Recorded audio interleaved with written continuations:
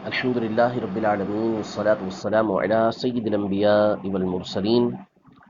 أما بعد فأعوذ بالله من الشيطان الرجيم بسم الله الرحمن الرحيم الصلاة والسلام عليك يا رسول الله وعلى آلك وأصحابك يا حبيب الله الصلاة والسلام عليك يا نبي الله وعلى آلك وأصحابك يا نور الله الحمدللہ عز وجل درس بخاری ہمارا جاری ہے۔ کتاب الایمان سے ہم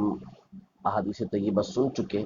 اب انشاءاللہ تبارک و تعالی کتاب العلم جو امام بخاری نے ذکر کی ہے صحیح بخاری کے اندر، اس کی احادیث طیبہ کے حوالے سے ہم سنیں گے، احادیث بھی سنیں گے اور اس کی تشریح بھی انشاءاللہ تبارک و تعالی سننے کی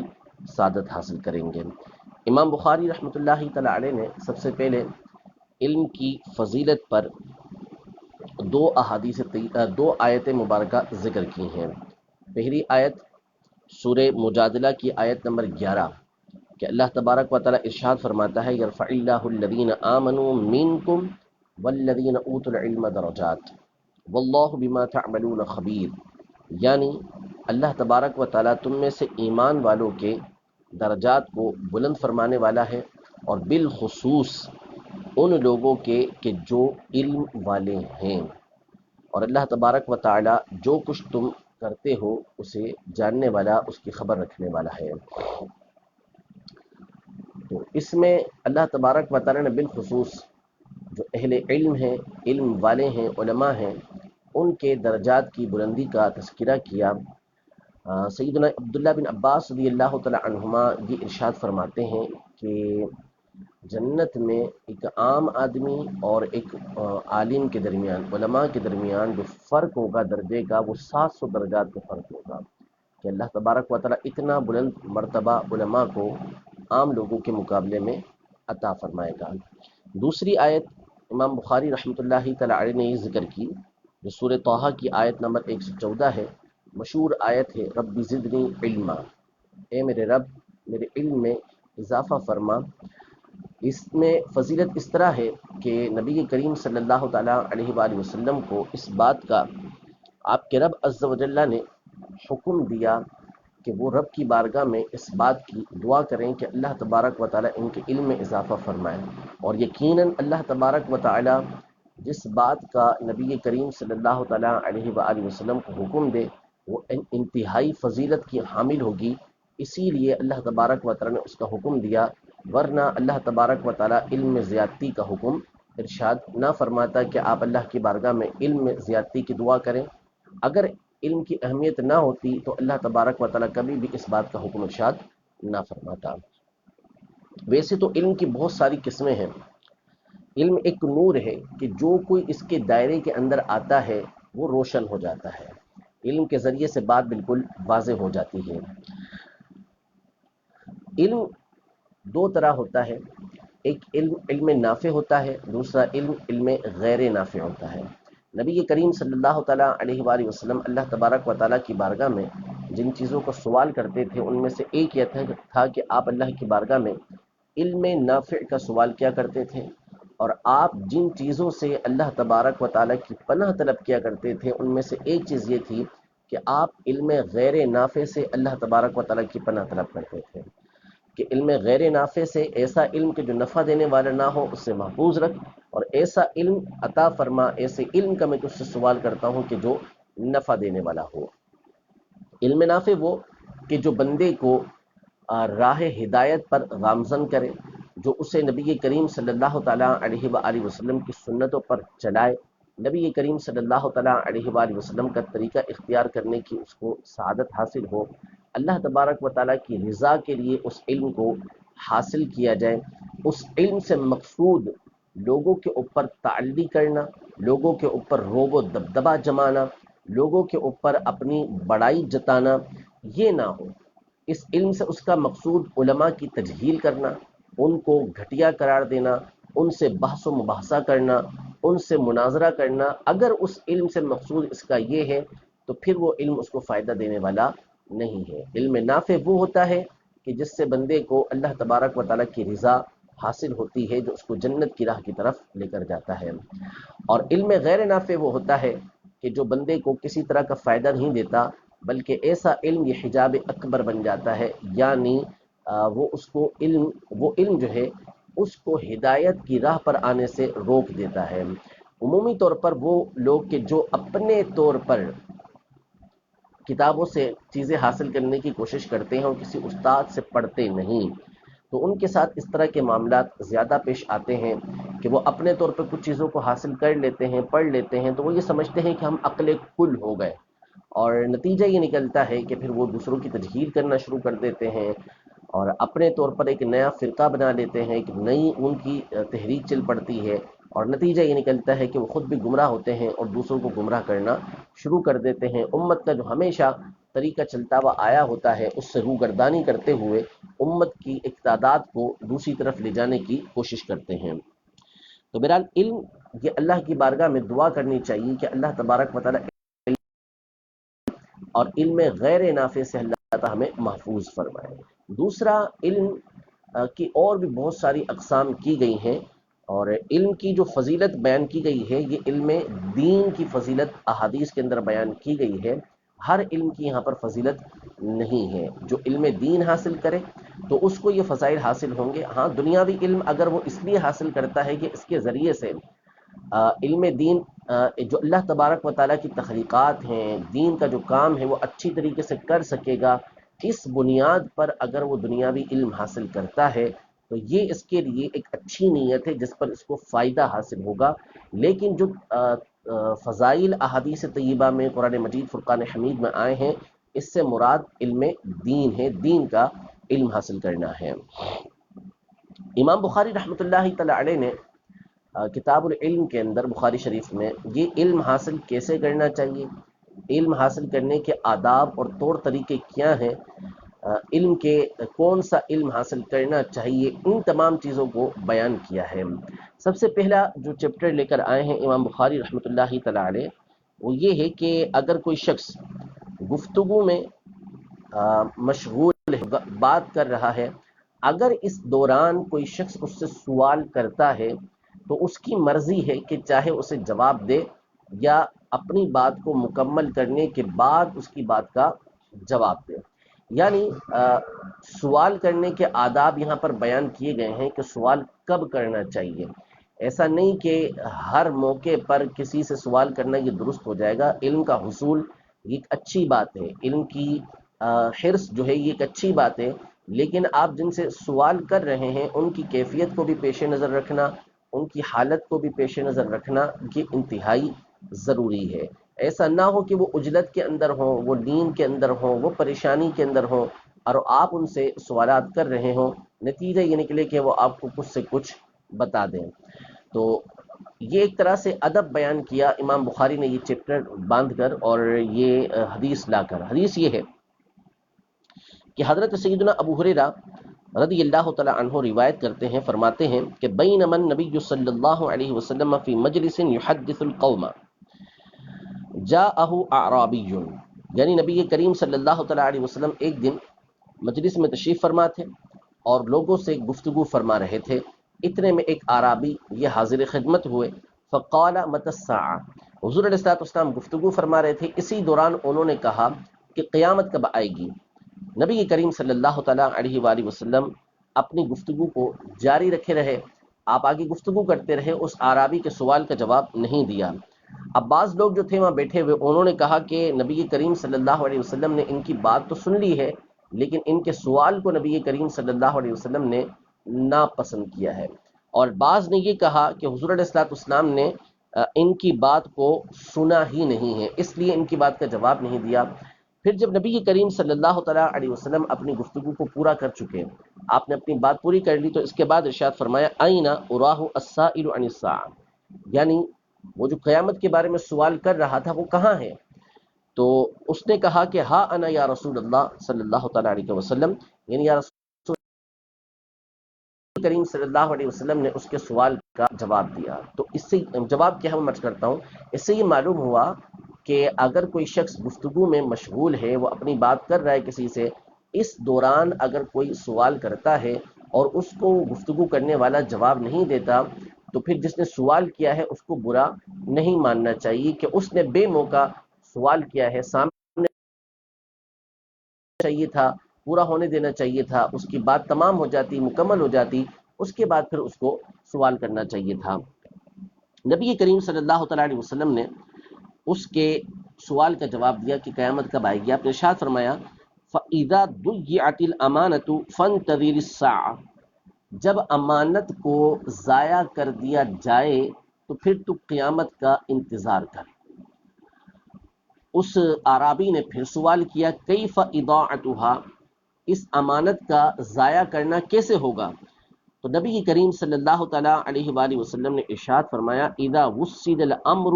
الى غیر اہلہ فانتظر الساعة، جب کام، جب معاملہ، جب منصب ایسے کو سپرد کر دیا جائے کہ جو اس منصب کا اہل نہ ہو تو تم قیامت کا انتظار کرو۔ یعنی جس کا کام نہیں تھا، جس کا منصب نہیں تھا، اس کے ذمے وہ ذمہ داری دے دی گئی، وہ منصب اسے دے دیا گیا، تو پھر تم قیامت کا انتظار کرو۔ یعنی ایک شخص ہے کہ جس کا اس منصب سے کوئی تعلق ہے ہی نہیں، وہ کبھی اس کام میں لگا ہی نہیں، اسے اس کی الف بے بھی معلوم نہیں کہ یہ ہوتا کیا ہے، اور اس کو وہ منصب دے دینا، وہ پورے کا پورا ڈپارٹمنٹ اس کو دے دینا، وہ کام اس کو دے دینا، یہ ایک امانت کو ضائع کرنا ہے۔ امانت اس لیے ضائع کرنا ہے کہ اگر کوئی حاکم ہے، حاکم اسلام ہے یا کوئی بھی حاکم ہے، عوام کا وہ ذمہ دار ہے، اب اس کی ذمہ داری ہے کہ جو منصب وہ کسی کو دے رہا ہے تو یہ دیکھ کر دے گا کہ یہ اس منصب کا اہل بھی ہے یا نہیں، یہ کام کر سکتا ہے یا نہیں، اس کو اس کام کا تجربہ ہے یا نہیں۔ اگر وہ بغیر اہلیت کے، بغیر اس بات کے جانے کہ اس کے پاس اس کی اہلیت ہے یا نہیں، تو اس نے گویا کہ اپنے منصب کے ساتھ خیانت کی۔ اس کا کام یہ تھا کہ وہ اہل افراد کو ایسے منصب پر لے کر آتا، لیکن جب اس نے غیر اہل کو اس منصب پر چڑھا دیا، وہ منصب ان کے ذمے دے دیا، تو پھر اس نے لوگوں کے اعتماد کو بھی ٹھیس پہنچائی، اور لوگوں نے جس کام کے لیے اس کو مقرر کیا تھا اس نے اس کی خلاف ورزی کی۔ امانت کا تقاضا ہوتا اس کو یہ منصب دیا جاتا۔ اسی طرح لوگ جب اپنے معاملات ایسے لوگوں کے پاس لے جانے لگیں کہ جو اس کام کا اہل نہ ہو، تو پھر یہ بھی امانت کے اندر خیانت بن جاتی ہے۔ اس لیے میں بار بار یہ عرض کرتا ہوں کہ جو علم حاصل کرنا ہے وہ اہل علم سے حاصل کیا جائے گا۔ ایسے افراد سے علم حاصل کرنا یہ درست نہیں ہوتا، یہ جائز نہیں ہوتا کہ جو اس منصب کے اہل نہ ہوں۔ عقلاً نقلاً ہر طرح یہ بات ہر سلیم العقل بندہ سمجھ سکتا ہے کہ کوئی شخص بھی اپنا دوسرا کام، دنیا کا کام، ہر اسی شخص سے کروانے کی کوشش کرتا ہے کہ جو اس فیلڈ کا ماہر ہوتا ہے۔ کوئی بھی اپنے گھر کے اندر جو رنگ کروائے گا وہ پلمبر سے نہیں کروائے گا۔ کوئی بھی اپنے گھر میں پلمبر کا کام، اس کو نل وغیرہ لگوانے ہیں تو وہ کلر کرنے والے سے نہیں لگوائے گا۔ کسی کو بھی اپنے گھر کے اندر کسی بھی طرح کا ایسا کام کروانا ہے کہ جو کوئی بھی کام کروانا ہے تو وہ اس فیلڈ کے بندے سے کام کروائے گا، وہ کسی اور سے کام نہیں کروائے گا۔ انجیکشن لگوانے کے لیے کوئی موچی کے پاس نہیں جائے گا، ڈاکٹر کے پاس ہی جائے گا۔ ناک کی ہڈی ٹوٹے گی تو اس کو بنوانے کے لیے وہ کسی مزدور کے، مستری کے پاس نہیں جائے گا، وہ ڈاکٹر کے پاس ہی جائے گا۔ تو جب دنیا کے ہر کام اس میں ہماری عقل کام کرتی ہے کہ ہمیں اس کام کے اندر اس منصب والے سے حاصل کرنا ہے، تو دین حاصل کرتے ہوئے ہماری عقل کہاں چڑھنے کے لیے چلی جاتی ہے کہ ہم اس بات کو سوچتے ہی نہیں ہیں کہ دین ہمیں کن لوگوں سے حاصل کرنا چاہیے۔ تو اس میں بھی یہ احتیاط کی ضرورت ہے، اور پھر ان لوگوں کو بھی ڈرنا چاہیے کہ جو اس منصب پر اپنی مرضی سے چڑھ بیٹھتے ہیں اور پھر اس کے بعد اپنے اپنے طور پر وہ ایسی باتیں لوگوں کے درمیان رائج کرتے چلے جاتے ہیں جو شریعت کے اصولوں کے بالکل خلاف ہوتی ہے۔ ان کو صحیح طریقے سے اس بات کی سمجھ ہی نہیں ہوتی کہ دیگر احادیث اور آیات کی روشنی میں اس کا معنی بنتا کیا ہے۔ انہیں خود ضرورت ہوتی ہے کہ اس بات کو بیٹھ کر کسی اہل علم سے سیکھیں، لیکن چونکہ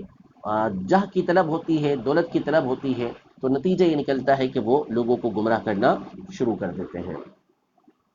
اگلا جو چیپٹر ہے امام بخاری رحمۃ اللہ تعالی لے کر آئے ہیں وہ یہ ہے کہ علم اگر کسی کو سکھانا ہے تو اس میں آواز کا اتار چڑھاؤ بھی یہ بہت اہمیت رکھتا ہے، اور جو بات جس طرح کی ہوتی ہے اس انداز میں سکھائی جاتی ہے۔ اب بعض اوقات بات ایسی ہوتی ہے کہ جو انتہائی اہمیت کی حامل ہوتی ہے، بہت ضروری ہوتی ہے، امپورٹنٹ ہوتی ہے، تو اس کو بالکل ہلکے سے کسی کو کوئی چیز کہہ دینا یہ کفایت نہیں کرتا، بلکہ تنبیہ کے ساتھ مضبوط اور تیز آواز میں وہ بات کہی جاتی ہے تاکہ سامنے والا اس چیز کی اہمیت کو سمجھ سکے اور اس پر عمل کر سکے۔ تو نبی کریم صلی اللہ تعالیٰ علیہ وآلہ وسلم یہ معلم کائنات تھے۔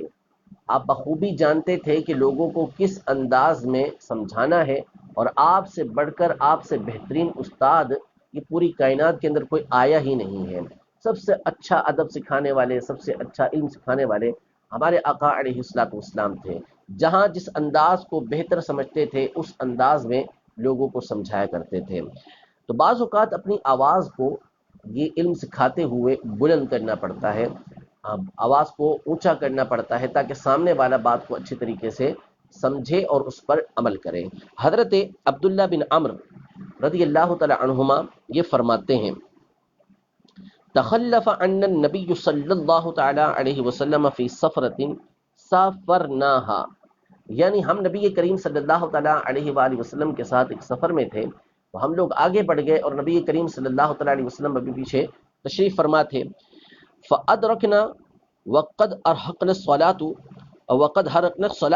ارحقنا الصلاۃ ونحن نتودع، یعنی نبی کریم صلی اللہ تعالی علیہ وآلہ وسلم جب ہم تک پہنچے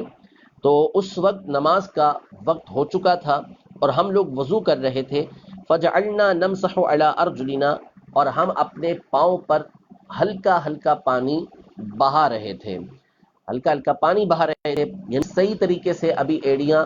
دھل نہیں رہی تھی۔ حضور علیہ الصلوۃ والسلام وہاں پہنچ چکے تھے، تشریف لا چکے تھے، آپ نے ہمیں ملاحظہ کیا تو فنادا بأعلی صوته ویل للعقاب من النار مرتين او ثلاثا، یعنی نبی کریم صلی اللہ تعالی علیہ وآلہ وسلم نے بلند آواز سے یہ پکارا، تمام کو مخاطب کیا کہ ایڑیوں کے لیے، پیچھے کا جو حصہ ہوتا ہے پاؤں کا ایڑی، اس کے لیے عذاب کی وعید ہے، اس کے لیے عذاب کی وعید ہے، اس کے لیے عذاب کی وعید ہے۔ 3 مرتبہ بلند آواز سے نبی کریم صلی اللہ علیہ وسلم نے یہ بات ارشاد فرمائی، یہ 2 مرتبہ ارشاد فرمائی۔ مقصد یہ تھا کہ آپ لوگ پاؤں پر اچھی طریقے سے پانی نہیں بہا رہے، اس وجہ سے یہ خشک رہ رہی ہیں، لہذا اپنے پاؤں پر اچھی طرح سے پانی بہاؤ۔ تو یہ چونکہ تنبیہ کرنی تھی، سمجھانا تھا، اب اس میں آہستہ سے نبی کریم صلی اللہ تعالیٰ علیہ وآلہ وسلم کہہ دیتے تو ہو سکتا ہے کہ بعض لوگوں تک آواز ہی نہ پہنچتی، تو نبی کریم صلی اللہ تعالیٰ علیہ وآلہ وسلم نے بلند آواز میں یہ بات ارشاد فرمائی۔ علم سکھانے کا ایک ذریعہ، ایک طریقہ یہ ہوتا ہے کہ سامنے والے سے سوال کیا جائے، یعنی ایک ہے کہ میں آپ کے سامنے مسلسل بیان کر رہا ہوں، ظاہر ہے کہ ہاں تو میں عذر ہے میرا کہ میں نے آپ سے کچھ سوال تو میں کر نہیں سکتا براہ راست اس طریقے سے، تو بعض اوقات اس کا طریقہ کار یہ ہوتا ہے جس کو تھرو کویسچن کہتے ہیں، کہ کسی کے ذہن کے اندر اگر کوئی بات اچھی طریقے سے بٹھانی ہے تو اس سے سوال کر لیا جائے۔ اب اسے نہیں آتا، لیکن جب ہم اس سے سوال کریں گے تو نتیجہ یہ نکلے گا کہ وہ اس میں غور و فکر کرے گا، سوچے گا کہ اس کا جواب کیا ہو سکتا ہے، تو اس کی ساری توجہ اس کی طرف رہے گی، اور پھر اس کے بعد جب ہم اس کا جواب اس کو بتائیں گے تو ہمیشہ کے لیے اس کے ذہن کے اندر وہ جواب بیٹھ جائے گا۔ یہ ایک جدید اصطلاح بھی ہے، جو طریقہ کار ہے نیا جدید، اس کو کہتے ہیں کہ یہ ٹیکنیک ہے سکھانے کی۔ نبی کریم صلی اللہ تعالیٰ علیہ وسلم وہ معلم کائنات ہیں کہ یہ 1400 سال پہلے یہ طریقہ کار اپنی کئی احادیث طیبہ میں بیان کر چکے ہیں کہ سامنے والے کو سمجھانے کے لیے براہ راست اسی سے سوال کر لیا جائے، پھر اس کے بعد اگر وہ جواب پر نہیں پہنچ پاتا تو اس کو جواب دے دیا جائے۔ حضرت عبداللہ بن عمر رضی اللہ تعالی عنہما یہ روایت کرتے ہیں کہ نبی کریم صلی اللہ تعالیٰ علیہ وآلہ وسلم نے یہ ارشاد فرمایا کہ ایک درخت ایسا ہے کہ جس کے پتے نہیں گرتے اور اس کی مثال مومن کی مثال ہے۔ حدثونی ماہیہ، مجھے ذرا بتاؤ تو یہ کون سا درخت ہے۔ حضرت عبداللہ بن عمر رضی اللہ تعالیٰ عنہما فرماتے ہیں کہ لوگ جو ہے وہ مختلف درختوں کے بارے میں جواب دینے لگے، فلاں درخت، فلاں درخت، فلاں درخت۔ میرے دل کے اندر یہ بات آ گئی تھی کہ یہ جو درخت ہے یہ کھجور کا درخت ہے، لیکن مجھے حیا محسوس ہوئی. یعنی لوگ بتا رہے تھے کہ فلاں درخت فلاں درخت فلاں درخت، کوئی کھجور کا درخت نہیں بتا رہا تھا، لیکن میرے دل کے اندر یہ بات آ چکی تھی کہ یہ کھجور کا درخت ہے. نبی کریم صلی اللہ علیہ وسلم نے یہ فرمایا تھا کہ اس کی مثال یہ مومن کی مثال ہے. تو میں نے اس بات سے حیا کی. حیا کیوں کی؟ اس لیے کہ دیگر احادیث طیبہ کے اندر یہ موجود ہے کہ آپ اس وقت چھوٹے تھے، اور اس مجلس کے اندر خود آپ کے والد گرامی حضرت سیدنا عمر بن خطاب رضی اللہ تعالیٰ عنہ اور حضرت سیدنا ابو بکر صدیق رضی اللہ تعالیٰ عنہ موجود تھے. تو دونوں وہاں پر موجود تھے اور بڑے بڑے صحابہ تھے. تو مجھے حیا محسوس ہوئی کہ یہ لوگ جواب نہیں دے رہے تو میں کیسے جواب دے دوں.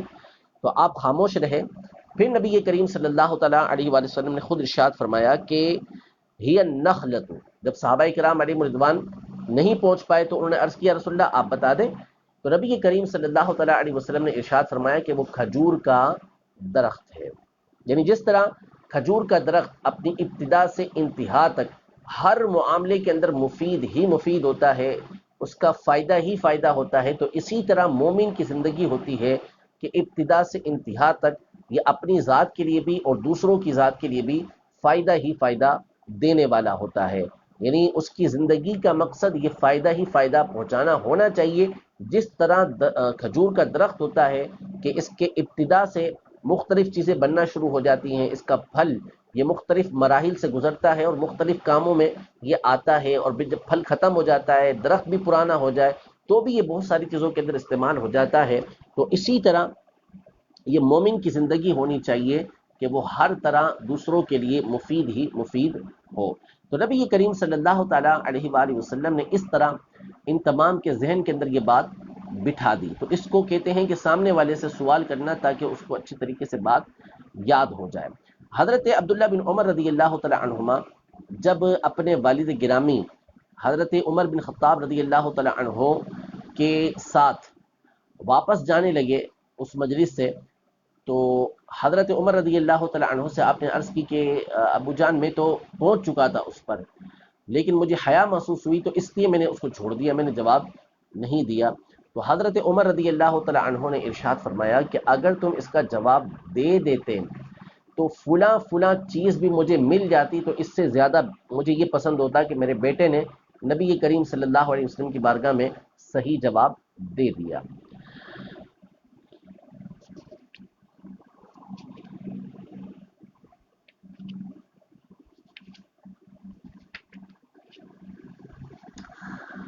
جب کوئی بندہ علم حاصل کرنے کے لیے کسی استاذ کے پاس جاتا ہے، اس کی جو مجلس ہوتی ہے، اس کا جو درجہ اس کی کلاس ہوتی ہے، تو اس میں جانے کے بھی کچھ آداب ہیں اور بندے کو وہاں کیا انداز اختیار کرنا چاہیے. اس حوالے سے ایک حدیث مبارکہ امام بخاری یہ لے کر آئے ہیں جس کا حاصل یہ ہے کہ نبی کریم صلی اللہ تعالیٰ علیہ وآلہ وسلم یہ مسجد میں تشریف فرما تھے اور لوگ آپ کے ارد گرد بیٹھے ہوئے تھے. اتنے میں تین فرد آئے، تین بندے آئے. ان میں سے دو تو نبی کریم صلی اللہ تعالیٰ علیہ وآلہ وسلم کی طرف آ گئے اور ایک واپس لوٹ گیا. پھر یہ دونوں کے دونوں مجلس کے پاس آئے، یعنی بالکل انتہا پر پہنچے مجلس کی، جو آپ کی صحابہ کرام علیہ رضوان بیٹھے ہوئے تھے وہاں پہنچے. تو ان میں سے ایک نے یہ دیکھا کہ آگے جگہ موجود ہے تو وہ اس جگہ میں آ کے بیٹھ گئے، جبکہ دوسرے نے حیا کرتے ہوئے کہ میں کیسے آگے جاؤں، وہ وہیں پہ جہاں پر اختتام تھا وہیں بیٹھ گئے. وہاں بیٹھ کے نبی کریم صلی اللہ تعالیٰ علیہ وآلہ وسلم کی باتیں سننے لگے، اور وہ جو تیسرے شخص تھے وہ تو واپس لوٹ گئے. نبی کریم صلی اللہ تعالیٰ علیہ وسلم نے اس بات کو ملاحظہ فرما لیا تھا. جب آپ کی بات تمام ہوئی، مکمل ہوئی، تو آپ نے ارشاد فرمایا کہ میں تمہیں تین طرح کے افراد کے بارے میں نہ بتاؤں، یعنی جو تینوں فرد آئے تھے ان کے بارے میں بتاؤں. تو پھر آپ نے ارشاد فرمایا کہ ان میں سے ایک وہ تھا کہ فَأَوَا إِلَى اللَّهِ فَآوَاهُ اللَّهُ، جس نے اللہ کی پناہ طلب کی، اللہ کی پناہ طلب کی تو اللہ تعالیٰ نے اس کو پناہ عطا فرمائی. یعنی پہلا شخص تھا کہ جس نے دیکھا کہ نبی کریم صلی اللہ تعالیٰ علیہ وآلہ وسلم کی مجلس میں آپ کی بارگاہ میں جگہ موجود ہے، تو وہ اس جگہ کے قریب آ گیا. تو گویا کہ جس نے نبی کریم صلی اللہ تعالیٰ علیہ وآلہ وسلم کی بارگاہ میں پناہ لی اس نے اللہ تبارک و تعالیٰ کی پناہ لی. جو اس در پہ آیا وہ گویا کہ اللہ تبارک و تعالیٰ کے در پر پہنچ گیا. نبی کریم صلی اللہ تعالیٰ علیہ وآلہ وسلم نے ارشاد فرمایا کہ جس نے اللہ کی پناہ لی اللہ نے اس کو پناہ عطا فرمائی. یہ پہلے شخص کا معاملہ تھا. بہرحال دوسرا فاستحیا اللہ منہ، تو انہوں نے حیا کی کہ میں کیسے آگے بڑھوں، نبی کریم صلی اللہ تعالیٰ علیہ وسلم کی بارگاہ میں کیسے پہنچوں. تو اللہ تبارک و تعالیٰ نے بھی اس سے حیا فرمائی، یعنی اللہ تبارک و تعالیٰ نے بھی اس پہ رحم فرمایا، اور اللہ تبارک و تعالیٰ نے اس کو عذاب دینے سے اللہ تبارک و تعالیٰ اس کو عذاب نہیں دے گا کہ اس نے نبی کریم صلی اللہ تعالیٰ علیہ وآلہ وسلم سے حیا کی. وَأَمَّا الْآخَرُ، وہ جو تیسرا شخص تھا، فَأَعْرَضَ، اس نے منہ پھیرا، تو اللہ تبارک و تعالیٰ نے بھی اس سے اعراض کیا، یعنی اللہ تبارک و تعالیٰ نے بھی اس کی طرف نظر رحمت نہیں فرمائی. کہ جو نبی کریم صلی اللہ تعالیٰ علیہ وآلہ وسلم کے دربار سے اس طرح پھر کر چلا گیا تو اللہ تبارک و تعالیٰ بھی اس کی طرف نظر رحمت نہیں فرماتا. جو یہاں نہیں تو وہ وہاں نہیں، جو یہاں ہوگا وہ وہاں ہوگا. یعنی اللہ تبارک و تعالیٰ کی بارگاہ میں اسی کو مقام و مرتبہ ملے گا جو نبی کریم صلی اللہ تعالیٰ علیہ وآلہ وسلم کی بارگاہ میں آئے گا، یہاں پناہ لے گا. ان کے در پر جو آئے گا وہ اللہ تبارک و تعالیٰ کی بارگاہ میں حاضر ہوگا. تو اس سے معلوم ہوا مجلس کے آداب میں سے یہ دونوں باتیں ہیں کہ اگر وہ لوگوں کو تکلیف دیے بغیر آگے جا کے بیٹھ سکتا ہے، آگے جگہ موجود ہے اور لوگوں کو اس کے بیٹھنے سے تکلیف نہیں ہوتی تو وہ آگے جا کر ہی بیٹھے، یہ بہتر ہے اس کے لیے. اور اگر اس کے آگے جا کر بیٹھنے کی وجہ سے لوگوں کو تکلیف ہوتی ہے، لوگ پریشانی کے اندر آتے ہیں اور وہ حیا محسوس کرتے ہوئے پیچھے بیٹھ جائیں، جمعے کے بیان میں مثال کے طور پر، تو وہ پیچھے جا کے بیٹھ جاتا ہے جہاں پر اس کو جگہ ملتی ہے، تو یہ بھی ٹھیک ہے. اور بہت سے طلباء ہوتے ہیں، اہل علم جانتے ہیں کہ وہ پیچھے بیٹھتے ہیں تو پیچھے بیٹھنے کے مقاصد ان کے دوسرے ہوتے ہیں. تو مقاصد اگر دوسرے ہیں تو پھر تو یہ فضیلت نہیں ملے گی. جو پیچھے بیٹھنا ہے اگر اس میں مقصود حیا تھی تو ٹھیک ہے، ورنہ بہرحال استاد کے سامنے بیٹھنا، اس کے قریب بیٹھنا یہ بہت زیادہ پسندیدہ ہے کہ جتنا ممکن ہو استاد کے قریب سے قریب یہ بیٹھا جائے، اس کے سامنے بیٹھا جائے. اگلا جو چیپٹر ہے امام بخاری رحمۃ اللہ تعالی علیہ لے کر آئے ہیں کہ رب مبلغ اوعى من سامع، یعنی بہت سارے باتیں سننے والے وہ ہوتے ہیں کہ جس تک وہ بات پہنچاتے ہیں وہ سننے والے سے زیادہ اس بات کو یاد رکھنے والے ہوتے ہیں. یعنی ایک شخص ہے، اس نے کوئی بات کسی سے سنی اور پھر وہ آگے کسی اور کو پہنچا دیتا ہے، تو جس کو پہنچا دی وہ زیادہ عرصے تک یاد رکھتا ہے اور اس کو زیادہ اس کے مقابلے میں بات سمجھ آتی ہے. تو نبی کریم صلی اللہ تعالیٰ علیہ وآلہ وسلم نے اسی بات کا حکم ارشاد فرمایا تھا کہ آپ صلی اللہ تعالیٰ علیہ وآلہ وسلم کی جو تعلیمات ہیں جو ہر ایک کے لیے ہیں وہ ان تک پہنچائی جائیں. البتہ بعض باتیں وہ ہوتی ہیں کہ جو مخصوص ہوتی ہیں، جو خاص کسی کے لیے کہی جاتی ہیں تو پھر وہ آگے نہیں پہنچائی جاتی. جیسا کہ آگے چل کر حضرت سیدنا ابو ہریرہ رضی اللہ تعالیٰ کی حدیث آتی ہے کہ آپ نے یہ ارشاد فرمایا کہ ایک علم میں، دو علم میں نے حاصل کیے تھے نبی کریم صلی اللہ علیہ وسلم سے. ایک وہ تھا کہ جو میں نے لوگوں کے درمیان عام کر دیا، دوسرا علم وہ ہے کہ اگر میں لوگوں کے درمیان اس کو عام کروں تو لوگ میری گردن کو کاٹ دیں گے. تو بعض باتیں وہ ہوتی ہیں کہ جو اہل علم کے لیے ہوتی ہیں، لیکن جو عمومی باتیں ہیں وہ ہر ایک تک پہنچانے کا حکم ہوتا ہے. حضرت ابو بکرہ رضی اللہ تعالی عنہ روایت کرتے ہیں کہ نبی کریم صلی اللہ تعالیٰ علیہ وآلہ وسلم اپنی اونٹنی پر تشریف فرما تھے اور ایک شخص نے نبی کریم صلی اللہ علیہ وسلم کی جو اونٹنی کی لگام تھی اس کو پکڑا ہوا تھا. تو آپ علیہ الصلوۃ والسلام نے ارشاد فرمایا، یہ جو حجۃ الوداع تھا اس کا موقع تھا. نبی کریم صلی اللہ تعالیٰ علیہ وسلم نے ارشاد فرمایا ایو یوم ھذا، یہ کون سا دن ہے؟ فسکتنا حتی ظننا انہ سیسمیہ سوا اسمہ. صحابہ کرام علیہ رضوان فرماتے ہیں کہ ہم لوگ خاموش رہے اور ہمیں یہ گمان گزرا کہ نبی کریم صلی اللہ تعالیٰ علیہ وآلہ وسلم یہ جو 10 تاریخ کا دن ہے جس کو یوم النحر کہا جاتا ہے، اس کا کوئی نیا نام بھی کریم صلی اللہ علیہ وسلم رکھیں گے، آپ کو اس بات کا اختیار ہے. تو خود حضور علیہ الصلوۃ والسلام نے ارشاد فرمایا کہ کیا یہ یوم النحر نہیں ہے، قربانی کا دن نہیں ہے، یعنی 10 ذی الحجہ نہیں ہے؟ تو قلنا بلا، ہم نے کہا کہ بالکل آج یوم النحر ہے، 10 ذی الحجہ ہے. تو نبی کریم صلی اللہ تعالیٰ علیہ وسلم نے ارشاد فرمایا فأی شہر ھذا، کون سا مہینہ ہے؟ تو ہم خاموش رہے کیونکہ ہمیں پتا تھا کہ نبی کریم صلی اللہ علیہ وسلم کو یہ پتا ہے کہ یہ کون سا مہینہ ہے، لیکن ہمیں یہ گمان گزرا کہ نبی کریم صلی اللہ تعالیٰ علیہ وسلم اس مہینے کا کوئی اور نام رکھیں گے، یعنی جو ذی الحجہ کا مہینہ ہے اس کو بدل کے حضور علیہ الصلوۃ والسلام کوئی اور نام دیں گے۔ پھر خود نبی کریم صلی اللہ علیہ وسلم نے ارشاد فرمایا کہ کیا یہ ذی الحجہ کا مہینہ نہیں؟ تو ہم نے عرض کی کہ کیوں نہیں، ذی الحجہ ہی کا مہینہ ہے۔ پھر اس کے بعد نبی کریم صلی اللہ تعالیٰ علیہ وسلم نے یہاں پر سمجھانا شروع کیا، اس کو سمجھے کہ آقا علیہ الصلوۃ والسلام کس قدر ذہین تھے اور کیسے آپ علیہ الصلوۃ والسلام باتوں کو سمجھایا کرتے تھے۔ یعنی سوالات کرنا شروع کیے کہ بھئی کون سا مہینہ ہے، کون سا دن ہے، کون سا یہ شہر ہے۔ تو اب ویسے ہی کوئی بات بتا دی جائے تو بعض اوقات بندہ توجہ نہیں رکھتا، لیکن جب کسی سے سوال کیا جائے نا تو وہ متوجہ ہو جاتا ہے کہ کیا کیا ہو گیا، یہ 3-4 سوالات کیوں ہوئے ہیں، تو ساری توجہ جو ہے وہ سوال کرنے والے کی طرف کھینچ جاتی ہے، وہ اس کی طرف مکمل طور پہ متوجہ ہو جاتا ہے۔ مختلف طریقوں سے لوگوں کو متوجہ کیا جاتا ہے جب کوئی اہم بات بتانی ہو۔ تو نبی کریم صلی اللہ تعالیٰ علیہ وسلم تو معلم کائنات تھے، اور آپ نے رب تبارک و تعالیٰ کے احکام کو لوگوں تک پہنچانا تھا، اور انتہائی اہم بات نبی کریم صلی اللہ تعالیٰ علیہ وسلم بتانا چاہتے تھے، اس لیے ان سے مختلف سوالات کیے، جس کی وجہ سے سب کی توجہ، مکمل توجہ نبی کریم صلی اللہ تعالیٰ علیہ وآلہ وسلم کی طرف ہو گئی۔ ویسے تو ان کی توجہ حضور علیہ الصلوۃ والسلام کی طرف ہی ہوا کرتی تھی، لیکن ایک بہت بڑا مجمع تھا اور نبی کریم صلی اللہ تعالیٰ علیہ وسلم ایک بہت اہم بات بیان کرنا چاہتے تھے، تو اس لیے سب کی توجہ آپ نے اپنی طرف کر لی۔ اب وہ اہم ترین بات کیا ہے کہ نبی کریم صلی اللہ علیہ وسلم نے 3 سوالات کیے تھے، اس میں 2 ہیں، ویسے 3 سوالات کیے تھے۔ ایک تو یہ کہ یہ دن کون سا، دوسرا یہ کہ یہ مہینہ کون سا، تیسرا یہ کہ یہ شہر کون سا ہے۔ دن جو تھا وہ یوم النحر تھا، حرمت والا، عظمت اور عزت والا دن۔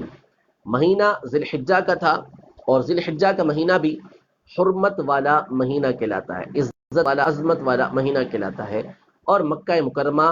کا مقام تھا، حرم کا مقام تھا، مینا کا مقام جو مکہ مکرمہ کے قریب ہے، اور یہ بھی حرم ہے، اور یہ حرم کا معنی ہوتا ہے حرمت اور عزت والا، عظمت والا۔ نبی کریم صلی اللہ تعالیٰ علیہ وآلہ وسلم نے ارشاد فرمایا کہ فَإِنَّ دِمَاءَكُمْ وَأَمْوَالَكُمْ وَأَعْرَاضَكُمْ بَيْنَكُمْ حَرَامٌ كَحُرْمَةِ يَوْمِكُمْ هَذَا فِي شَهْرِكُمْ هَذَا فِي بَلَدِكُمْ هَذَا، یعنی سن لو کہ بے شک تمہارے خون، تمہارے مال اور تمہاری عزتیں تمہارے درمیان اسی طرح ایک دوسرے پر حرام ہیں، جیسا کہ تمہارا یہ دن حرمت والا ہے،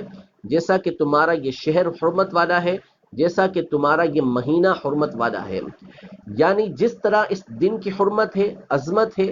جس طرح اس مہینے کی عظمت ہے، عزت ہے، حرمت ہے، جس طرح اس شہر کی عزت و حرمت ہے،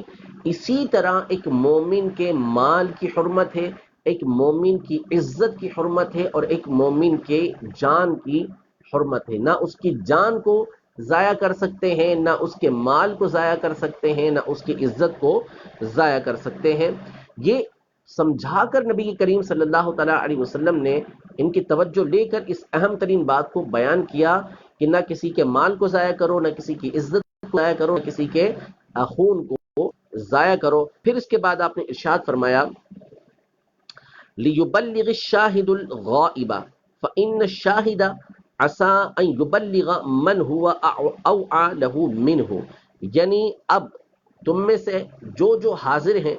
انہیں چاہیے کہ جو یہاں پر حاضر نہیں ان تک بات کو پہنچا دے، کیونکہ ممکن ہے کہ جس تک وہ بات کو پہنچائے گا وہ اس سے زیادہ اس کی بات کو یاد رکھنے والا ہوگا، اس سے زیادہ اس کی بات کو سمجھنے والا ہوگا۔ تو جب کوئی بات سنے اور ایسی ہو کہ جو دوسروں تک پہنچائی جا سکتی ہے تو ضرور دوسروں تک وہ بات پہنچانی چاہیے۔ اور بھی بہت ساری احادیث طیبہ امام بخاری رحمۃ اللہ تعالیٰ علیہ اس حوالے سے لے کر آئے ہیں۔ انشاءاللہ تبارک و تعالیٰ مزید اپنے اگلے سلسلے کے اندر ان احادیث طیبہ کو ہم بیان کریں گے۔ رب تبارک و تعالیٰ ہم سب کو اس سلسلے کی بھی برکتیں عطا فرمائے، آمین بجاہ النبی الامین صلی اللہ تعالیٰ علیہ وآلہ وسلم۔